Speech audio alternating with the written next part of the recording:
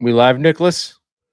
This thing Perhaps, live? We perhaps. live? You might have Perhaps. actually been jumping the gun on that one, believe it or I not. well, it's typical Joe jumping the gun. It's a great song by the band Cake. Perhaps, Nicholas. The Red Sox suck again. Oh man, I'm gonna tell you something, Nicholas. I'm gonna take you down the emotional roller coaster that is Doc's sports life when watching. So I haven't watched the Red Sox in God knows how long. I finally Okay. have the means and the ability to watch the Red Sox again, and I've grudged them for so long because of the Mookie Betts trade. And I thought Heimblum just it's not. Anyways, I'm not much of a fan of Craig Breslow. I think what we've been seeing is, I mean, I got to give him his props, but I think there's more of a Theo influence than a Breslow influence. But Hmm. I'm very excited. I was very excited about the Red Sox this year. They broke camp with Christian Campbell playing second base. They went out and they traded for Crochet. The dude is a hoss, all ass, all gas, baby. And they signed him, which was big. I was afraid they were going to trade from that side. So it's like a lot of things to actually be optimistic about this year. They effing stink. How do you lose to the White Sox? How do you almost get swept to the White Sox? How do you lose in that little league ball? Right now the Tampa Bay Rays home is a minor league ballpark, and it's the Red Sox that look like the minor league team. Well It's said. not great, Bob. It's not great. You know what? Some would wonder if they knew better. Why are you torturing yourself that way when you have the MLB app that you share with me? Some would wonder that. I may Well, be one of those people that wonders I that. want I Nicholas, I love being a Boston sports fan. Hmm. Being a Boston sports fan. Hmm. I want the Red Sox to do well. I want the Hmm. Patriots to do well. I want the Bruins to do well. I want the Celtics are doing well. Paul Skeens only pitches every 5 days. When was the last time I you watched Paul Skeens pitch? His last outing. Yeah, Ha- he did not do he, great. he did not do well. No, He he did did not. not do so well. It's been a And the while since he's Dodgers, been. yeah, I know, right? The Dodgers play too late, so I can't watch Otani because I'm fucking fast asleep by then. That's fair. That's very fair. So, I'm going to try and find, some other, the Here's who Guardians. you need to watch. Here's who you need to watch. Hunter Green. That man is shoving. And then guess what? You get to watch when they hit. You get to watch Ellie De La Cruz. I love those two guys. And Ellie's got so much swag. But okay, good to know. Because I'm the one getting the value out of your package, Joe. Like, what is Yeah. this? Yeah. Well, I'll tell you who I'm rooting for tonight, thanks to the Friar bot. I need the Brewers, the Oh, Twins, and the Blue Jays to all win. okay. Yeah. Okay. Those are A plus. Those were A plus, sort of team, whatever the metric is there used Oh for yeah, the for Fireball. the systems and The everything. Yeah, systems. okay. Yeah, yeah, yeah, Real yeah. quick, Gary Maloney on Instagram chat is saying you got to grab the Dodgers highlights in the morning. He's not impressed by your line. In the morning, I'm making breakfast and going to work, Gary. Come In the on. morning, I'm making waffles. In my morning is your afternoon, bro. Come on. Come on. Yes, what is Right. today is yesterday's tomorrow. Oh, So they yeah. say.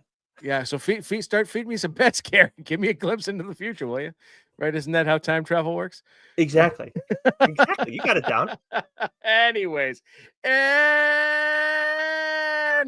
ladies and gentlemen, boys and girls, listeners of all ages, TLDR Studios proudly presents to you the greatest, and I mean the greatest podcasting team in the world. He is the comic book writer, Nick Friar. I am the degenerate backcracker, Dr. Joe, and together we are the TLDR Comic Book Club, baby. How's it going, Nicholas? I prefer Tenacious Doc, but that may just be me. Oh, you know what? I gotta write that down because Uh, my age-addled brain already forgot Tenacious Dog. I also got to fact check us both because I was like, Paul Skeens hasn't thrown in a while. And then I just checked he did throw the day before we're recording this, and he threw very well. So I'm Oh, excited very to go nice. back and watch that. I'm making a point of all I'm watching this season, Joe, are the pitchers that I want to watch throw. I'm talking Green, Skeens, DeGrom, Wheeler, Alcantara, however you want to pronounce it. Some are doing better than others, but either way, I got to watch Spencer Strellenbach because he is shoving. right now. Anyways, moving on.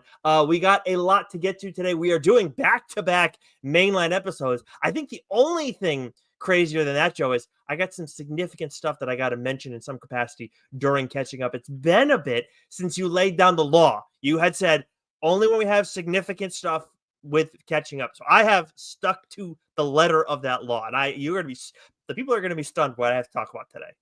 I can't wait to see where this goes because I see the headline, but I have no idea where you're taking this. So, you know what, plug what you got to plug.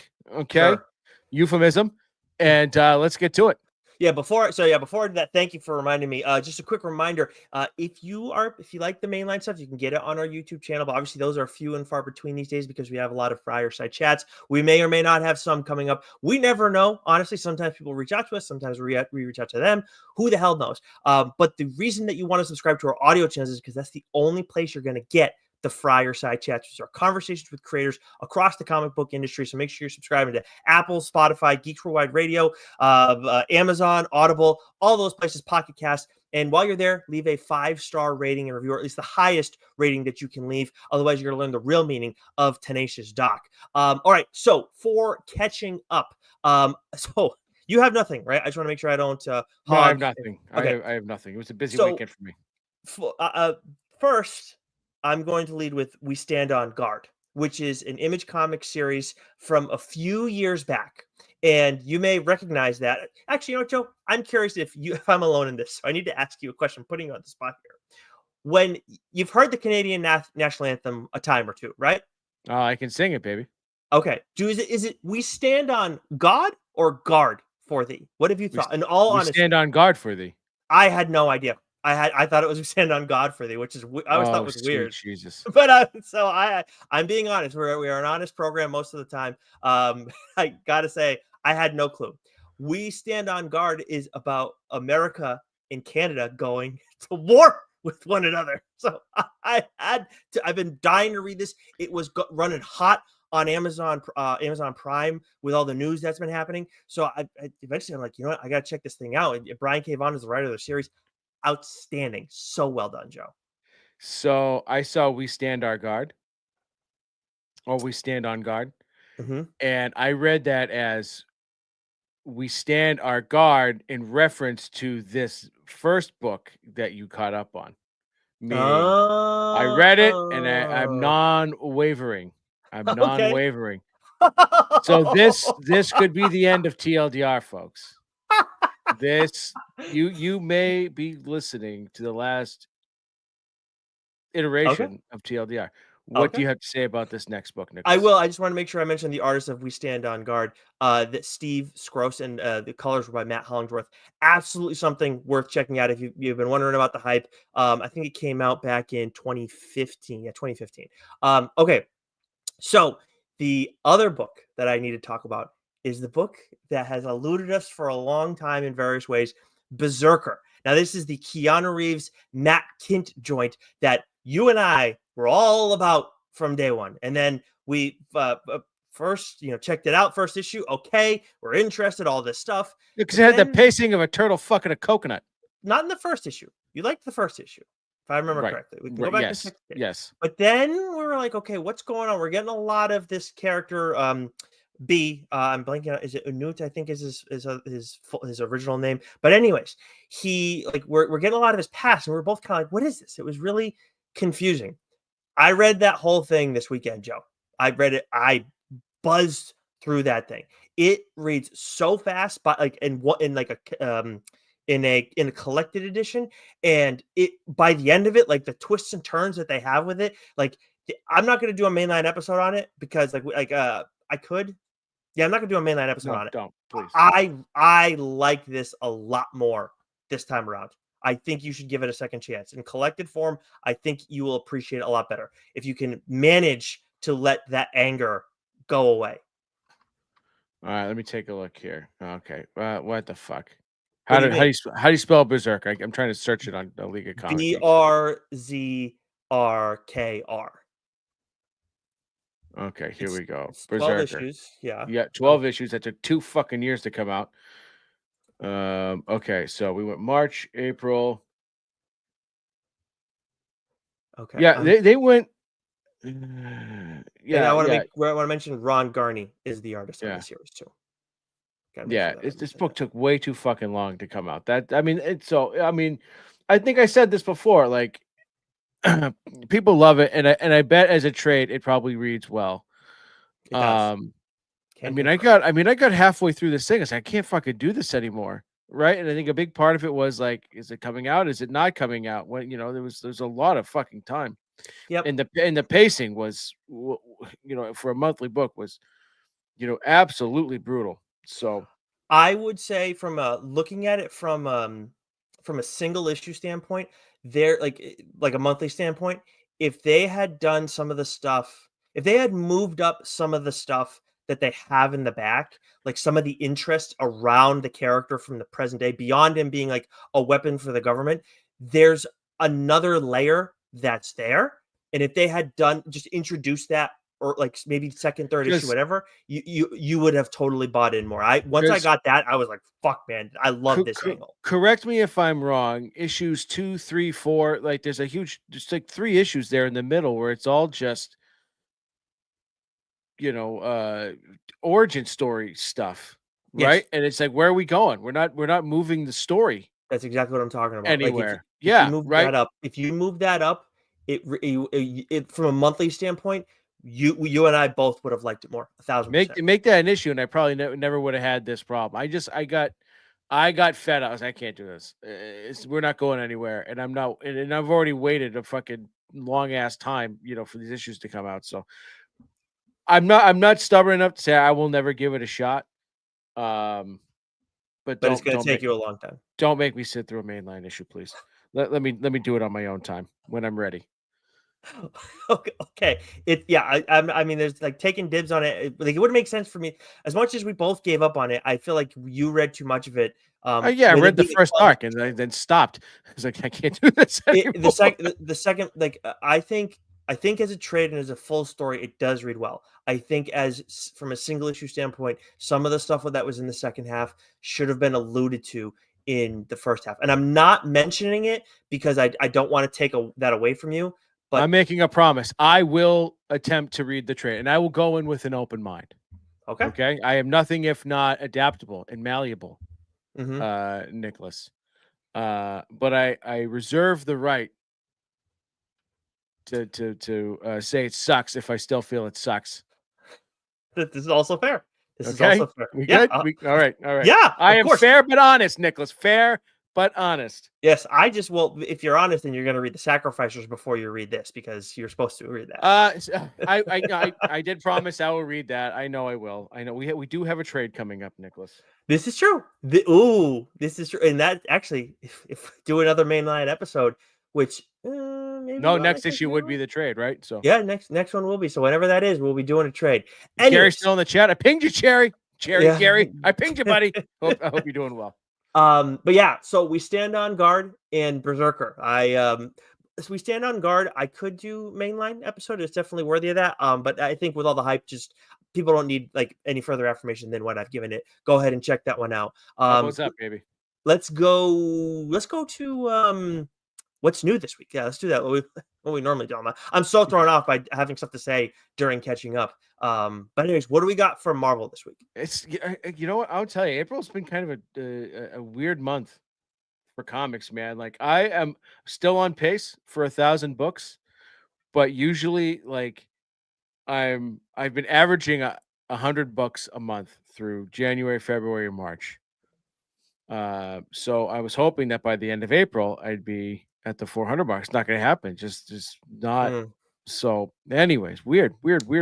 If you read all of the Sacrificers and Berserker, that's going to help you out a bit. Put a dent in Well, it. I have, yeah, I just, it was a business. The Masters was on this weekend. I had people over for the Masters, Nicholas. It Mm. was a lot of You, fun. Drank, you know what drank I all day. found? You know what I found out? Doing like math on this note the other day. If you read 3 comics a day, and obviously with like Hoopla and like Kindle and Yeah. stuff like that, which you have access to both, it's very like that's all you have to do, and you'll have it done by like before Christmas. Oh, Weirdly enough, I've got a good pace. I'm saying I'm at a I never pace did the now that math on it. yeah. If Just trying to help. if 84 books a month is what I have to average. All right. I'll go first. So from Marvel, not Harvel, but Marvel. Oh, I was thinking of Carvel, the Cookie Puss, the Fudgy the Whale, the ice cream cake company.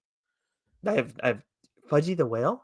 Yeah, you never heard Oh, of Fudgy, I the mean, the Carvel ice cream cakes, oh, the oh, oh, oh. Okay, okay, yeah, Cookie yeah. Puss, Fudgy the Gotcha. Whale. Yeah. I thought you were Anyway, thinking of like Marvel, like the Marvel character Marvel, but no, whatever. no, no, Okay. no, and I'm not thinking of Marv Albert either. Weird.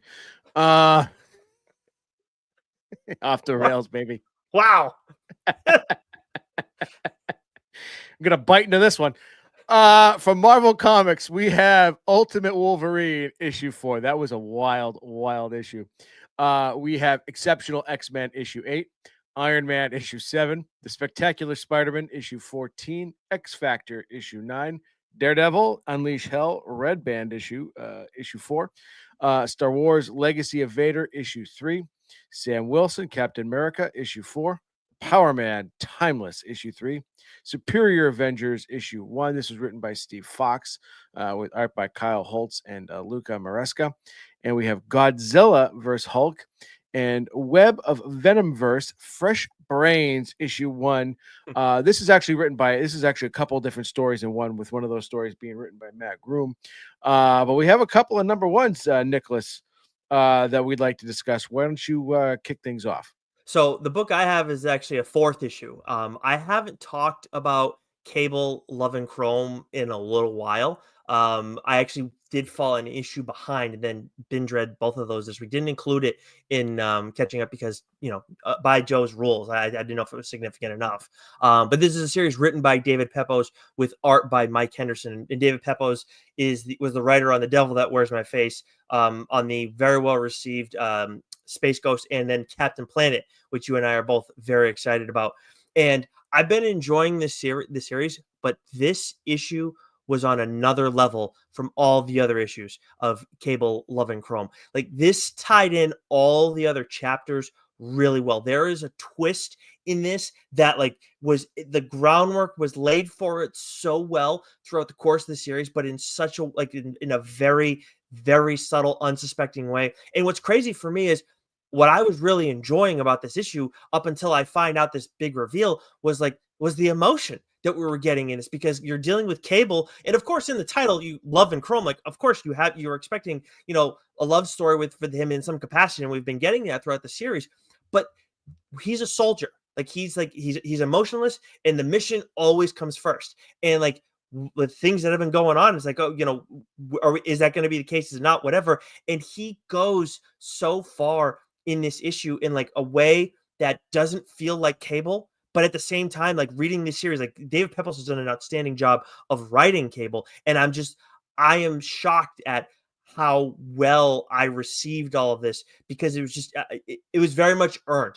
That's why I'm shocked at how well David Pepose did with establishing that. It was with getting to this point and earning this with Cable, with putting him outside of his comfort zone. So Cable, Love, and Chrome issue 4, this issue really elevated the entire series for me, based on what we've gotten to this point. So yeah, awesome stuff there. And you had a Marvel book you wanted to discuss?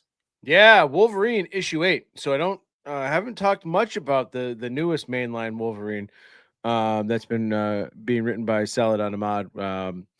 But this is Legacy issue 400 for Wolverine. So this was an oversized issue with Ooh. three stories in it. So the first two stories were written by Saladin Ahmad, with art by Martin Coccolo, and I've been enjoying. What Saladin's been doing is much different tone and tenor from what we got from Benjamin Percy. But the past few issues have been dealing with Romulus and sort of the god Adamantum, uh, and it's been really fun to read. And we're seeing Wolverine and Laura Kinney just sort of fighting together, kicking ass, going up against some really interesting foes, where Romulus is going after all those who have adamantium, and trying to eradicate them. And of course, you just ain't going to do that to Logan. So we get sort of the end of that story arc, and there's been this little side plot with a Wendigo that Wolverine has befriended and been trying to save, and we get the nice little conclusion to that as well. But maybe my favorite part of this issue was the third little story that we got. Is unrelated to anything. It was written and drawn by my guy Daniel Warren Johnson, Mm-hmm. where you get a samurai setting, ancient samurai setting, Wolverine, and it's a quick little tale. It is bloody, it is vicious, it is violent. Daniel Warren Johnson has a very unique art style.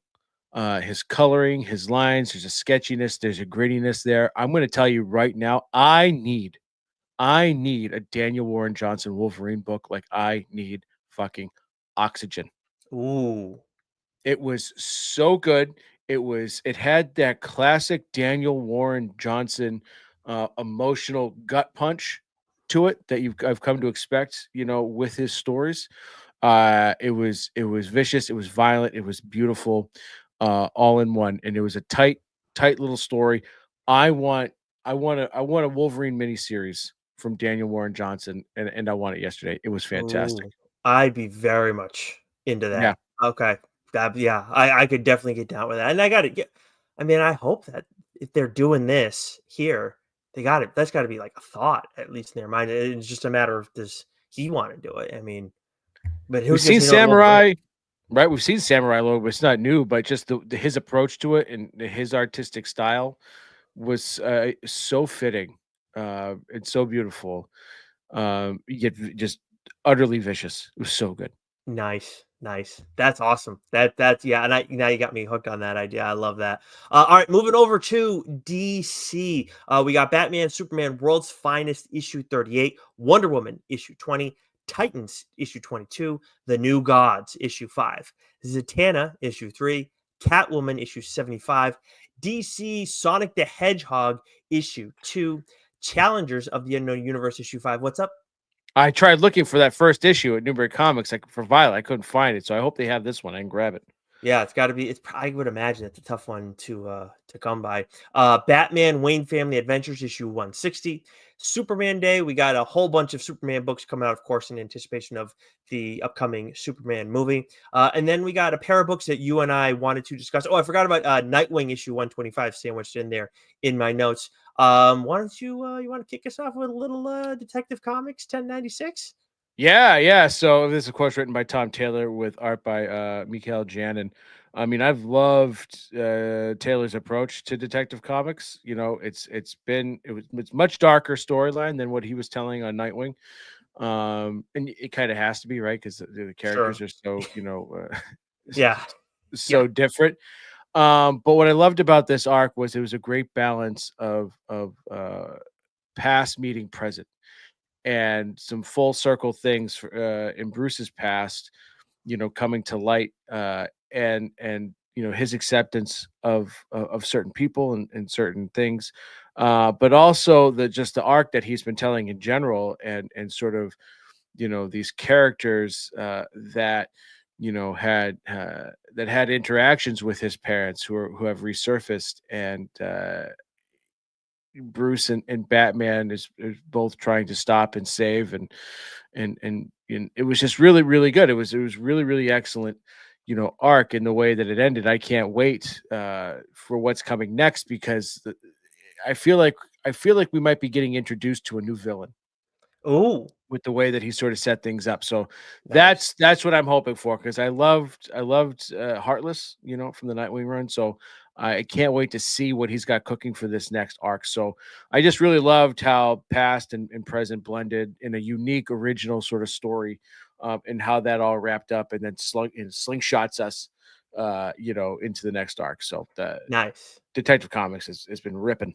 Nice. And speaking of Tom Taylor, I saw Daniele Di Nicuolo, I think it was on Twitter, teased something, and it was to the effect of like, hopefully Tom Taylor and I can share more on this later. It was like a screenshot, like a small sliver of something that Daniele had drawn. So them working together, I think they did a little bit of Nightwing stuff together, but obviously the big project they did together was Seven Secrets, which was outstanding. Mm. The idea of them working together again, very excited. I'm very curious what it's for. He has a DC exclusive contract, I think, still. So, Give me some more Dark Knights of Steel, baby.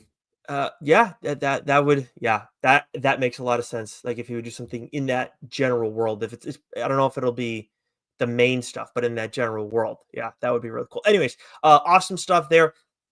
Also, let's move over to the Absolute Universe. The only Absolute title that we have this week is Absolute Flash issue 22. Of course, the series is written by one of Joe's favorites, Jeff Lemire, with art by Nick Robles. And speaking of the art, the visuals on this series are insane. We talked about it in the first issue. Of all the Absolute titles that we've gotten so far, it feels most like Absolute Superman. And I honestly think from a visual standpoint, these are the only two titles that I feel like have a similarity from a visual standpoint, and it's a lot to do with the colors as well. But I think like the visuals got even more insane in this second issue. It just everything that's going on with Wally is so out of control, and I think, and you get that from a writing standpoint, but then you're to have the art match it in such a big way and amplify all of that has just been a really joy to like experience. And then also in the course of all this, the Rogues Gallery, Flash's Rogues Gallery, has entered the mix, and they are quite different. I don't know if quite different is fair. They're different though than what we have in mainline continuity. Adorable. Well, Adorable, some might say. that there is somebody that is a fairly notable DC character that is also it enters the mix that looks so different from what we're used to seeing. I that gave me a good chuckle. So we won't say anything further than that. But yeah, so the Rogues are entering the mix. I'll tell you what I loved. It was the Time Force, the Speed Force stuff, I should say.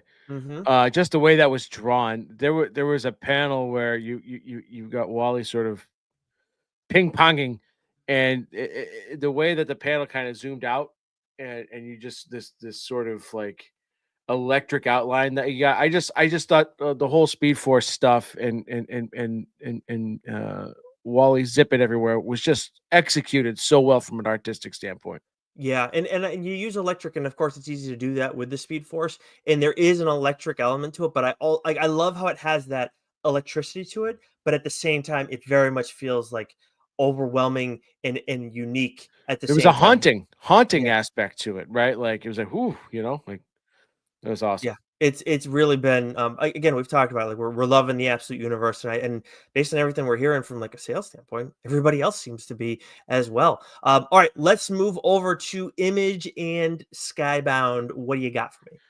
We have King Spawn 44. Now, there's a couple titles. If you listen to our solicit a few weeks back, there's a couple of titles that were listed for this week that are no longer dropping this week. So, Mm-hmm. please bear with us. We're trying to be as accurately as human possible. But for this week, from New Comic Book Day from Image and Skybound, we have King Spawn issue 44, Red Coat issue 11, The Walking Dead Deluxe issue 111 or 11. How old is fucking Bilbo turn? How they say it? 100 and isn't he? Was he 11 right? 176? I think is what it was. Right? Was how he said Something it. like that. I was trying to say like 11 11 111 It would have sounded stupid. Yeah, Um, that's tough. The Walking Dead Deluxe issue 111, Deadly Tales of Gunslinger Spawn issue 5, Hex Slash Body Bags issue 4, The Hive issue 3. You still reading this, Nicholas? I never checked out the Hive. You did. I Oh, only did Bug Wars. gotcha. Yes, because I remember, and you checked it out, and you weren't as big on the Hive. We both like Bug Wars so far. Yeah, it's fine. It's fine. G.I. Joe, A Real American Hero Spirit, issue 1. Moonshine Bigfoot, issue 1. Young Blood Deluxe, issue 1. And Young Blood, issue 1. We'll see about that.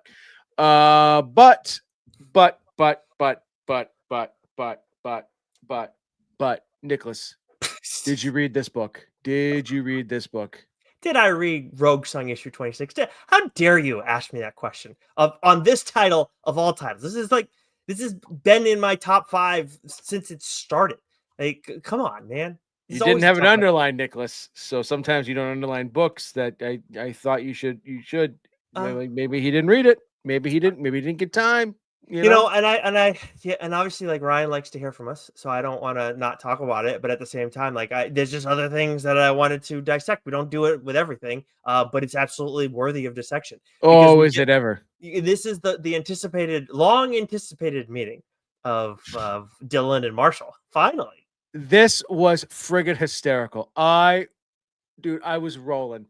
Because what was great about it was like you don't have like we've always said with the Massiverse books, you don't have to read one to read them all, right? You can pick and choose. And so like they do a good job at, of having that cameo in this book. But I love the back and forth. Like, you don't remember me, do you? Well, no, that actually wasn't me. That was my father who had, or that was so and so who had possessed my body as a knight. And oh yeah, that wasn't me because I was in an alternate universe. And so it's just like they sort of like recapped like all the things that had happened in like the previous supermassives and or the catalyst war, things like that. It was just done in such a comical way where had you read them all, like you got a really nice chuckle out of it. But if you didn't read them all, it wasn't too confusing or anything.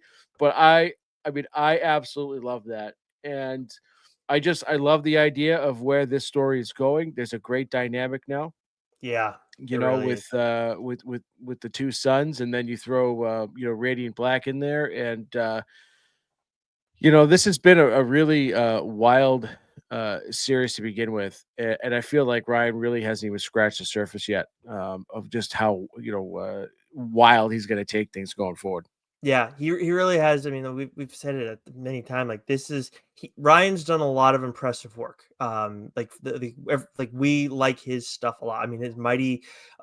He did Mighty Morphin. He did Power Rangers, and he did Go Go Power Rangers, and like he's done other stuff outside of that, of course. But like, to me, like, Go Go was my introduction to him, and I absolutely loved his work with that. I loved what he did with the Eltarian War, with Power Rangers as well, and it's just he's done so much awesome stuff. I love Ryan's work. Like, I say it all the time. Rogue Sun to me is like my favorite thing that he's ever done. I really hope Rogue Sun never ends. I know when he talked to us, like, I forget when we talked to him about it, but I think he mentioned like 50 issues would be like is what he'd like love to get to. I think is what it was in some capacity. I mean, I hope everybody's supporting this book, on a monthly basis because we get awesome covers for this series. But I want to see this go on as long as Ryan wants to do it, and as long as Abel wants to do it too, because Abel is a freaking outstanding artist. I love Abel's work. Yeah. But everything about this series is so much fun. There's other characters too who aren't in the mix right now, and I'm blanking on her name. But the woman that was introduced in the last arc, that like the other demon hunter who is the Oh yeah. the niece of the she's I love her as well. Like in Ryan, like there's so many cool characters that every freaking time, like the one that we get added to the mix here, that's the new character, like she's freaking awesome too. And like this one's a villain. Like there's so many cool looks, so many well written characters, just everything. Like, Rogue Sun is we say it all the time. Rogue Sun is one of the best comic books going right now, not just from Image Comics, across the industry. Yeah, hands down. So, good. I'm glad you read it. This book was this issue was a lot of fucking fun. Yeah, yeah, of course, and I'm very excited because if you are a Radiant Black reader, we're gonna get a lot of like it's going to be centered around this story, but it's going to be all about Radiant Black's experience as opposed to being all about Rogue Sun's experience, which we got here. All right, moving over to Dark Horse, we got Star Wars: The High Republic Adventures issue 17. Arkham Horror, The Terror at the End of Time, issue 4, Usagi Yojimbo, 10,000 Plums, issue 2, and Shadow of the Golden Crane, issue 3. Oh, and Sister Imperator, issue 2. That's something that I read the first issue and I didn't get a chance to read the second issue of that. So there you go. Now you have your day. There we go. From Mad Cave Studios, our good friends over at Mad Cave Studios, we have Tricky Dick Tracy, issue 9, Flash Gordon, issue 8, Gotcha Man, Only One Earth, issue 3, and a book that we have been singing the praises for a long time, Nicholas, if you will, Buried long ago, issue 1, written by Anthony Cleveland, with art by Alex Cormack. This book is horrific. This book is vicious. This book will haunt your nightmares. It is so good. It is sort of a historical fiction horror story based on real events of the serial killer Bell Gunnis. And I gotta tell you, Alex rendition of a former teacher of his will haunt the hell out of you.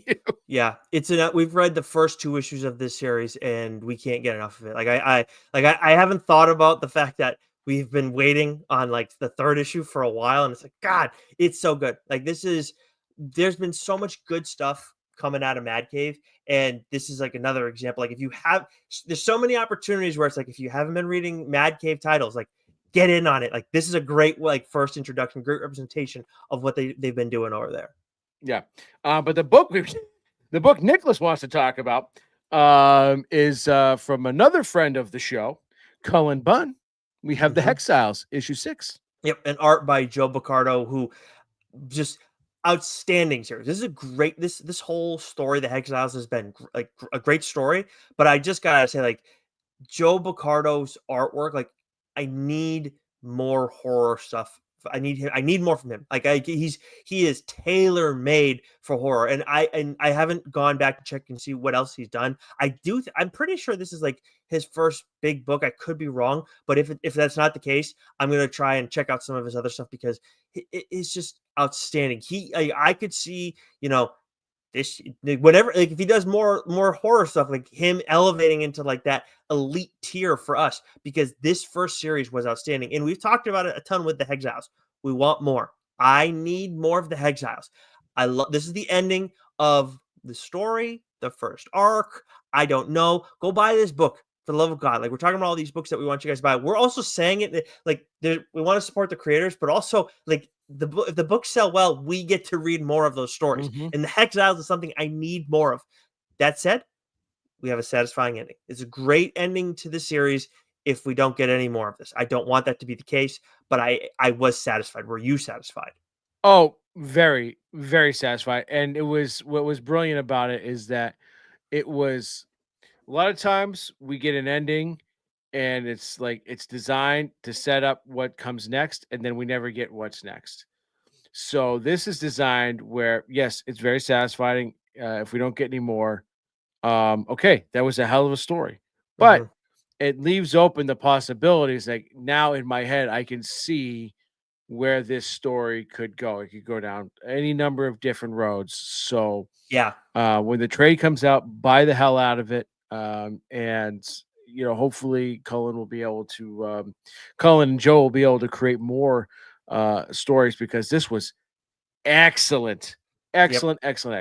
There's so much from issue to issue that we loved. Every issue feels so different from the other one, from like a story standpoint, from an art standpoint. It's all the same. Like it's fucking crazy from start to finish. But I gotta say, like we get a lot of twists and like interesting developments along the way. But we got a couple more twists in this final issue, and there's one that, and I'm not gonna say them obviously, but like there's one that's gonna like that is going to have a lasting impact like on you. Like it's just like, what the fuck? Really? Like, I mean, it totally makes sense, but it's just like, God, wow, that is awful. That is fucking terrible. We thought it was bad. You thought it was bad before, and now it's like, okay, well, this is, yep, 100%. I don't want to get into more specifics than that, but the final twist in this story is just is so fucking good. It was an outstanding series, and April, so that means we got 4 issues this year. So this is going to be in floppy conversation for this year. 100%. 100%. I'd say right now, maybe I'll probably, if it's limited, if we don't get more of it this year, which I would assume. Do we have a horror category? We don't have a horror specific category, but honestly, it would make sense if we're going to do one genre of how much you and I talk about horror, and then where it is in like, but then do we do a superhero genre as well? Yeah. Well, we can modify. We'll flesh this out in post. Exactly, but it's right now for me, best limited series is how I'm looking at it, or best limited more so than best new.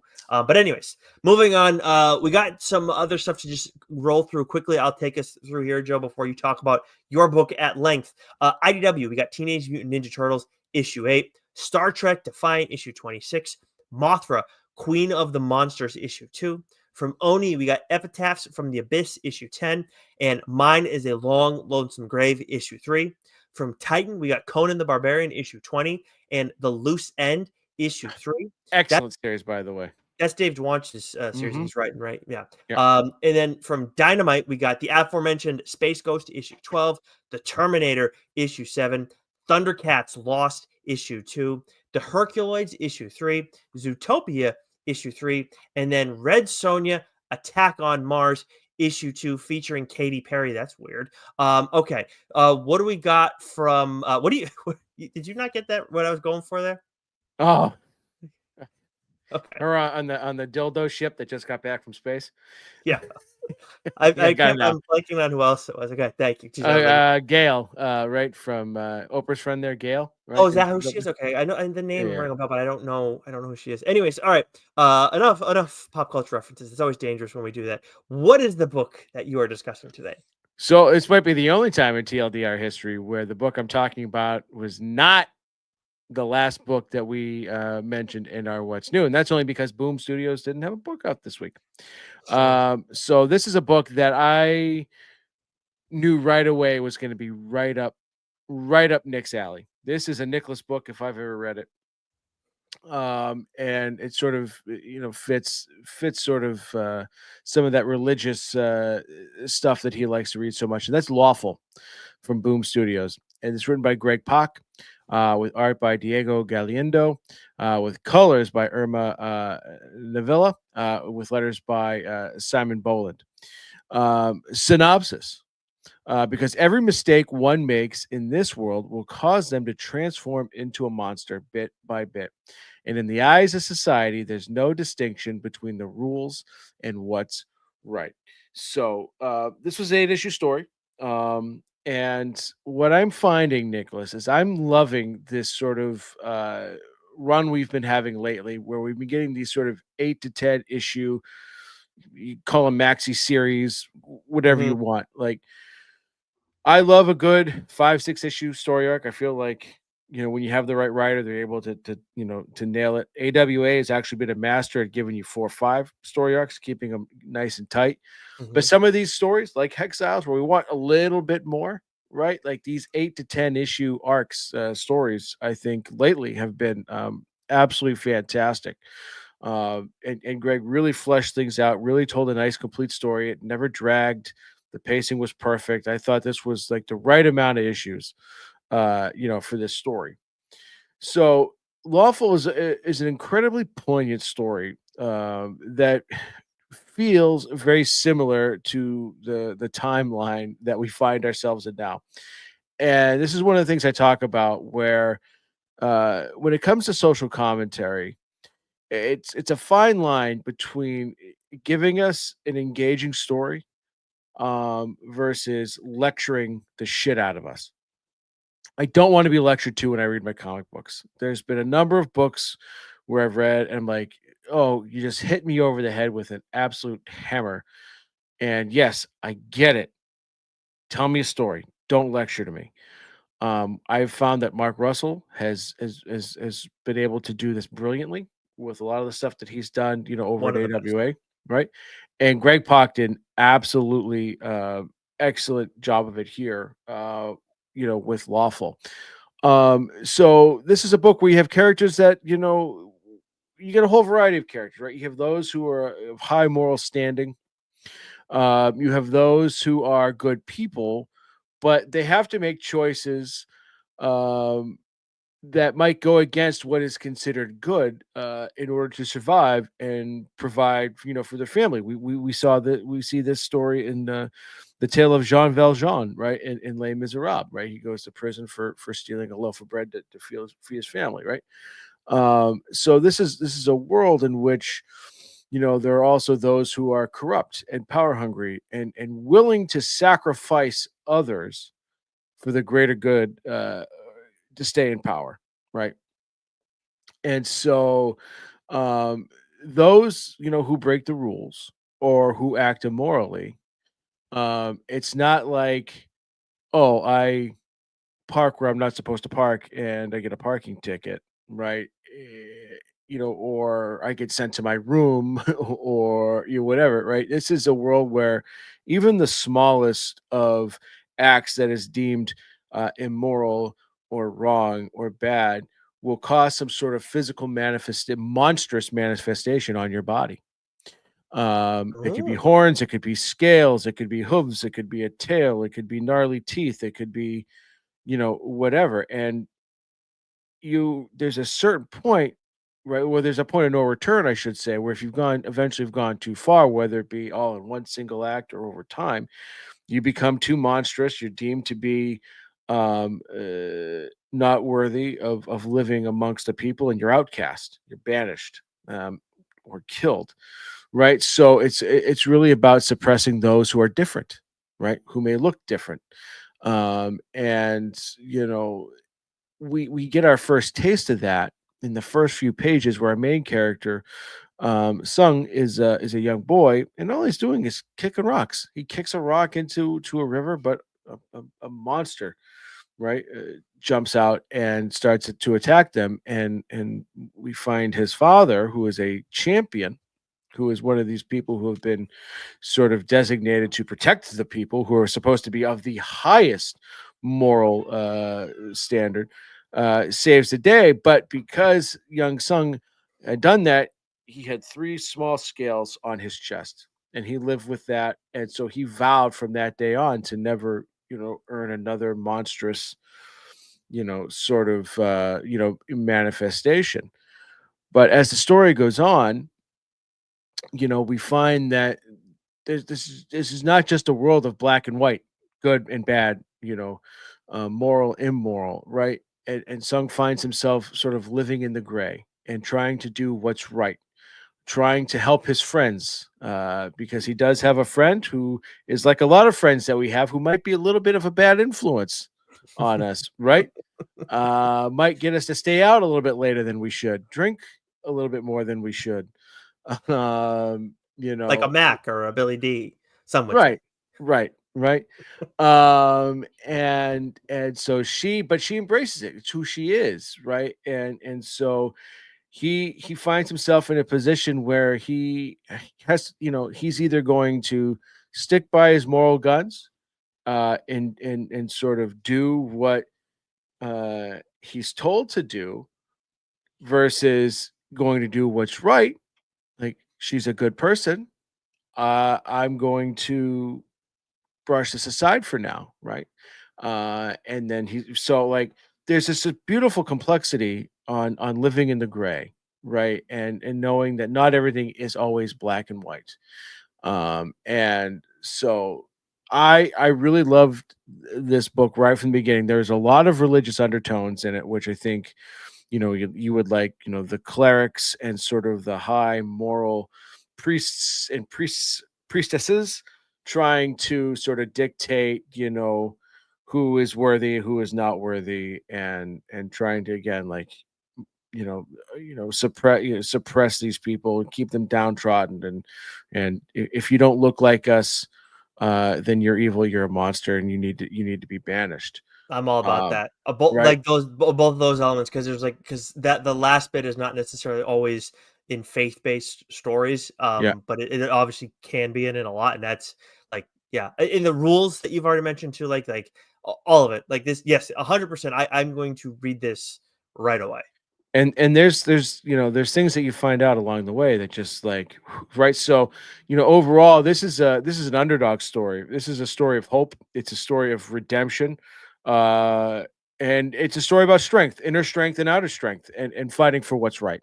So those are stories that I love a good underdog story. So I already mentioned Sung. He's sort of your main character, and as a kid, like I mentioned, I think that happened with him, and his father eventually dies, and so he's living with his mother, who is sick, and he needs, she needs, medicine. And so he decides he's going to train and work for the office, of the champions. um but and his job is essentially to cull the population, right? It's like he's sitting in a cubicle, and he gets these papers, and he's got to decide, okay, nope, this person, boom, ship them off.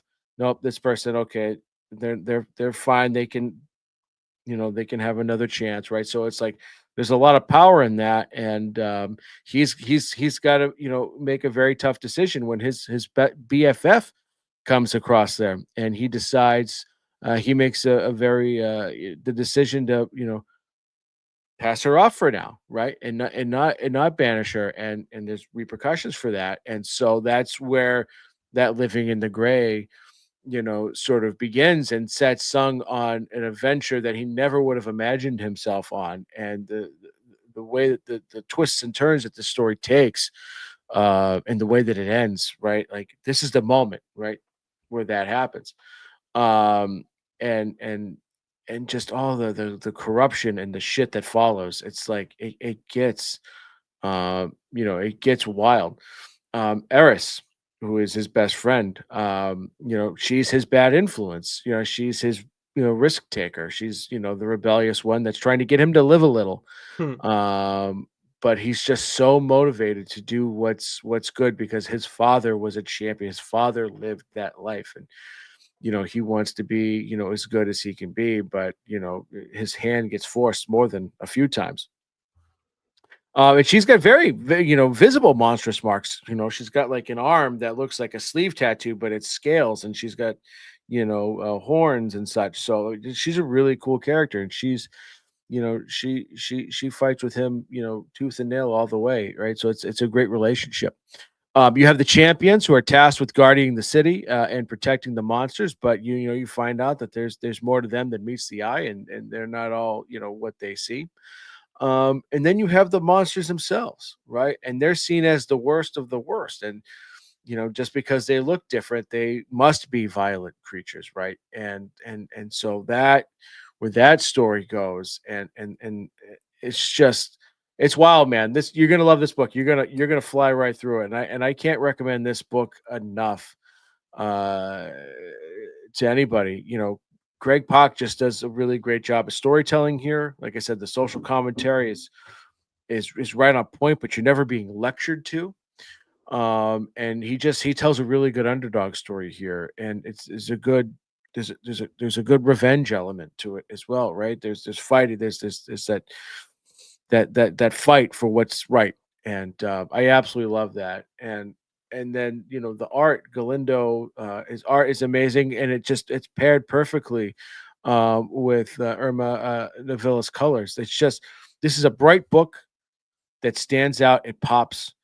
You get sucked into this world. It's sort of got that sort of sci-fi, high fantasy, feel to it, and it's just an excellent book all around. I think you're gonna love it. And the monster scenes, the fighting, the action, the heart, everything that goes into it, it was just so well executed. Yeah, I've let a few boom titles slip past me recently. This Crocodile Black, Mm. and it's just like you've. I'm glad you've enjoyed them. I think those are gonna be my next two binges: Lawful and Crocodile Black. Like Oh, Lawful, Crocodile Black, you raved about, and I'm like very interested just because how much you loved that.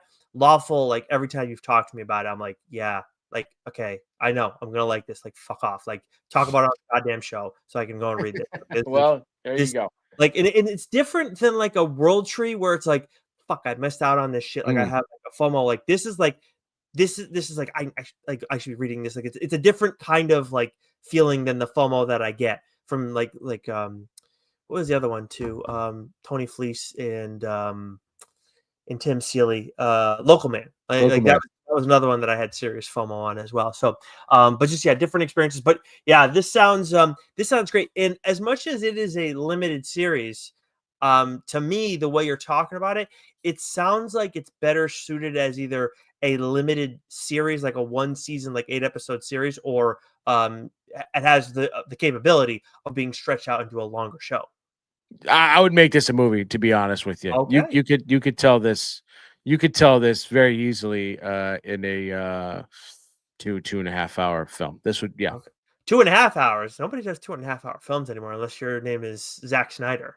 No. Um, Are they not 2.5 no more? I feel like they're all two. I feel like Sonic was like 2 hours at least.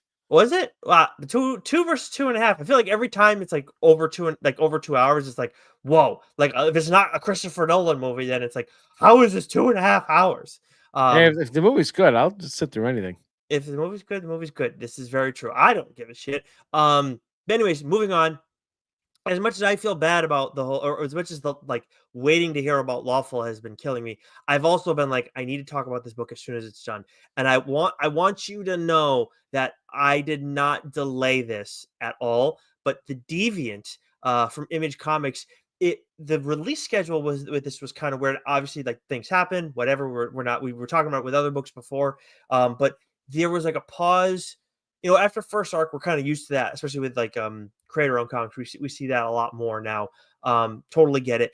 But I think there's two pauses in this. Like the pause from the penultimate issue to the final issue was pretty substantial. But either way, this was an outstanding series, and there was so much going on in the series from like a character standpoint that it was fine. Like the pause, like I wanted to read the entire series, and you're gonna crush this thing, Joe. But I think when you read it, you'll understand why. Like it's okay that they got the pauses. Like it would have been fine. Like yes, you want to keep reading it, but there is a lot from issue to issue.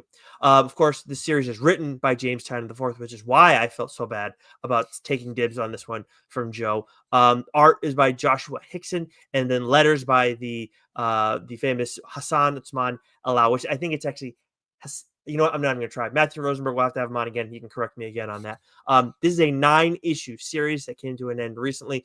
It was released as 2 trades. I would imagine we're going to see this released in like a single 9-issue trade at some point too. But right now, the first trade is available. The second trade is going to be available on June 4th. And this is labeled as a Christmas story. But if you've seen the cover for this thing, like you get it. It's kind of like a wink and a nod, but it's also like you're seeing this terrifying looking like skinny Santa with like an axe in his hand. And it's like a Christmas story. Okay. Eat, Santa, eat. Yeah, exactly. This synopsis is going to clear some things up. This is a little bit longer, but it bears sharing all of this. As snow falls over Milwaukee in 1972, a blood-stained Santa Claus commits unimaginable atrocities against young men. 50 years later, a troubled young writer interviews the so-called deviant killer who still maintains his innocence from behind bars. And as Christmas approaches once again, the past returns, wielding a sharpened axe.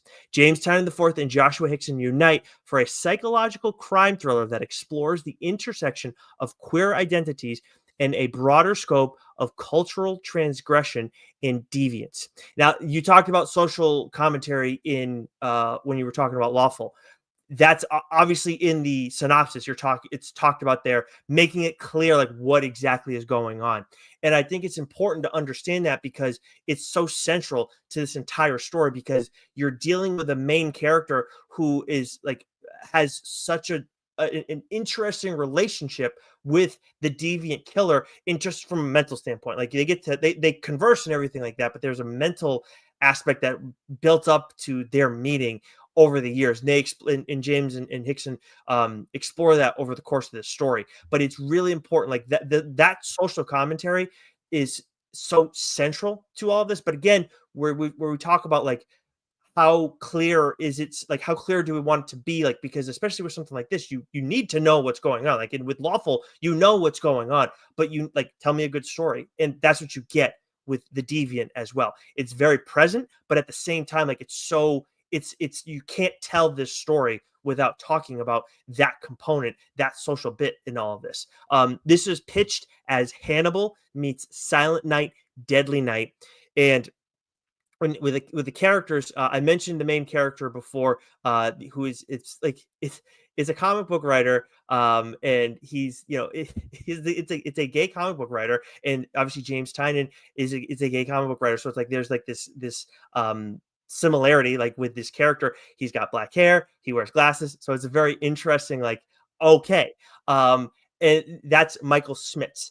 So he's writing a biographical comic on the deviant killer. So he's interviewing this individual who's behind bars, and that's kind of I don't think that's not exactly where we start with the story. There's something else that happens in the first few pages, but then we see that pretty quickly in the first issue, and we get a vibe of the Deviant killer, who is Randall Olson, in jail for life, or however long, I forget the way the sentencing worked. But it's very interesting how you see with this character, there's so much like there's a level of like playing into the label that's been bestowed upon him, but also like the real person, which is what like Michael is trying to like trying to peel back the layers and get a feel for both ends of this character. And then we have Derek, who is Michael's boyfriend, and I feel bad like when it's like you have the significant other, and it's like this is just the wife, this is just the husband. Obviously, we're like this is just the wife is obviously the bigger thing, but in this case,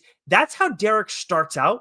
Is he's just Michael's boyfriend, but he takes on such a bigger role over the course of the series as things evolve with the plot, and it's like this character is really tested a lot along the way, and I didn't expect Derek to play the role that he did, but I think that's also because I didn't expect like what happened in the plot. It's just the way Michael like is put through the ringer as well. And then we have Special Agent Baz Hall, who we get introduced to, I think, in the second issue, but I don't think we hear his name in the we don't get his name until maybe like the fourth issue. I was double checking. I was like trying to find his name and I could not find it anywhere. But there is in this story. I mean, we talked about it in the synopsis, like what is it? The past returns. There is a deviant killer copycat that has entered the mix as well. And again, just the look of the character is just so haunting. So Baz Hall, who also has the same persuasion as Michael Schmitz, Randall Olson, and Derek, is investigating this case. So it's another wrinkle to the mix where he's looking into the history of what went on with the deviant killer and what's going on now and the suspicions that are surrounding it and what it's like for him, having seen that persecution from years ago, learning more about that experience, and then adding it to here. So it's just another layer on the social commentary and how it all fits. From a writing standpoint, and I'm talking about the social commentary a lot, but one of the big things that like is so important in it is just how easy the assumptions that can be made that may have been made over the course of time, and how that can impact individuals even outside of like a case or an occurrence or whatever. And that is like very much at the center of all. That's a massive part in all of this, and we see things like that happen with other types of characters, other types of dynamics, where it's like there's certain people that just tend to not get believed, and there's a lot of that, unfortunately. And in this case, there's a specific angle that James and Josh took here.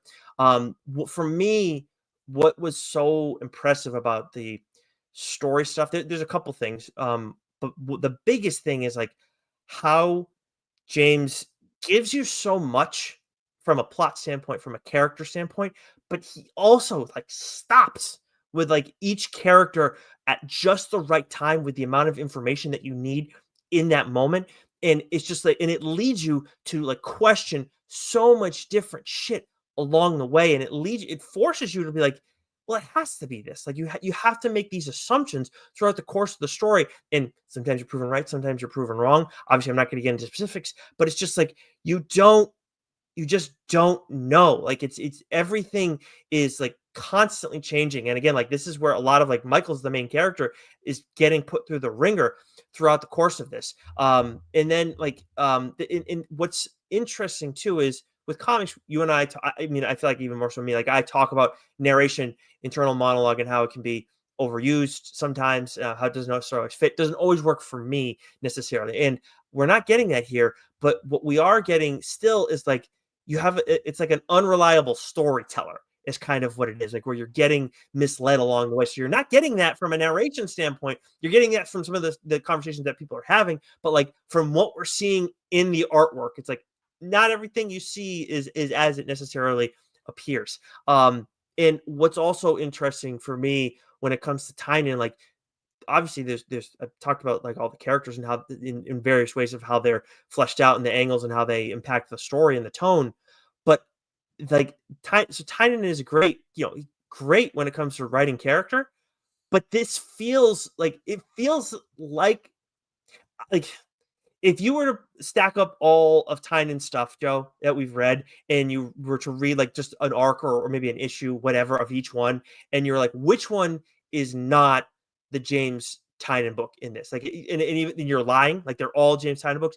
This would be the one that I think most people would point to, the Deviant, because in that's not a bad thing. It just feels very different. And if anything, I think that's an impressive thing. And it just shows how Tynan, like in this instance where we're getting this like hyper realistic story. There's no fantastical elements to it at all.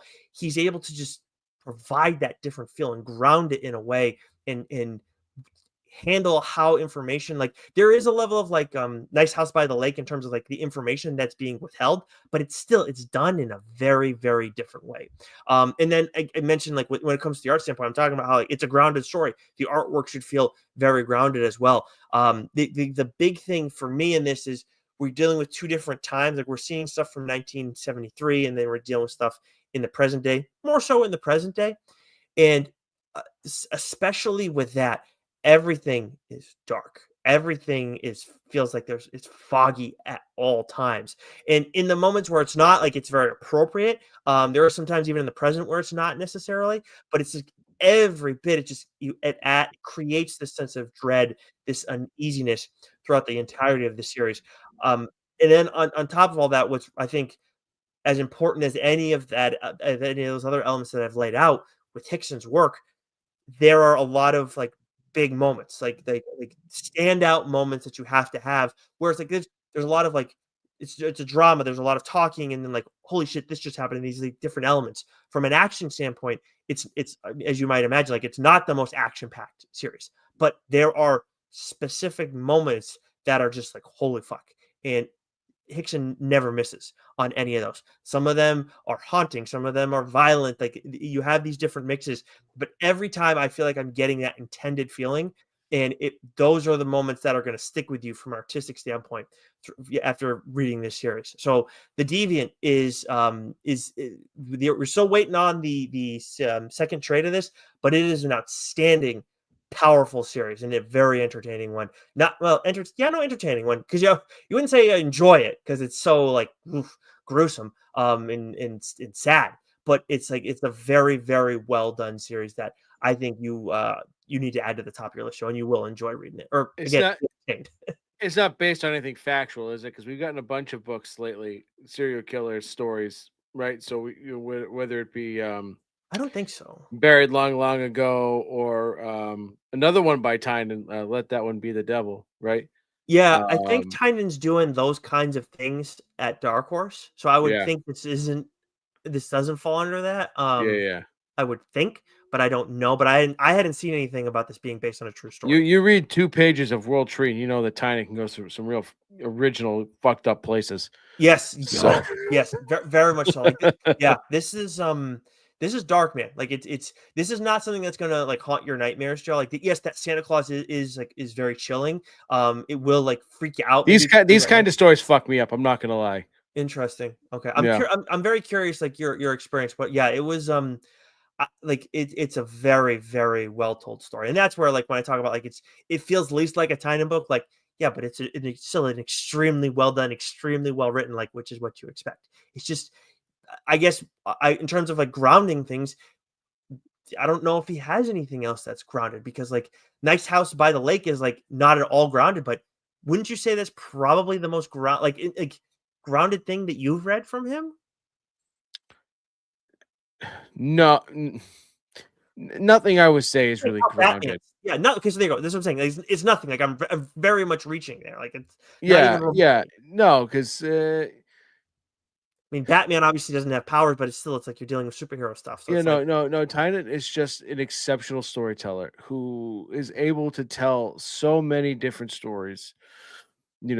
Whether it be Batman, whether it be Nice House on the Lake, whether it be World Tree, whether it be Wind, whether it be Something Is Killing the Children, right? These are all books that are it's just storytelling at its absolute best. That's what he does. When he puts pen to paper, He's not gonna fuck about, right? Mhm. And he's not gonna just give you something for the sake of giving you something, right? So, like they're gonna be fantastical. They're gonna blow your friggin' mind. They're gonna melt your face. They're gonna scare the shit out of you.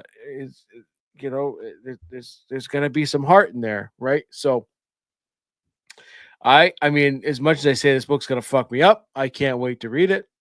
You know, Department of Truth. That's another one, right? Like, so, geez, like this, the Yeah. dichotomy of his storytelling is wild. Yep. Yeah, it is. And I'm very, very curious to hear more about your experience when you read this series, because it's so different but so well done. And yeah, so the Deviant and Lawful, two awesome series, back to back mainline episodes. May have one next week, may not. We'll see. Oh, You never know. But never know. either way, Joe, keep reading. You know it. Wait, you stole my line. It's like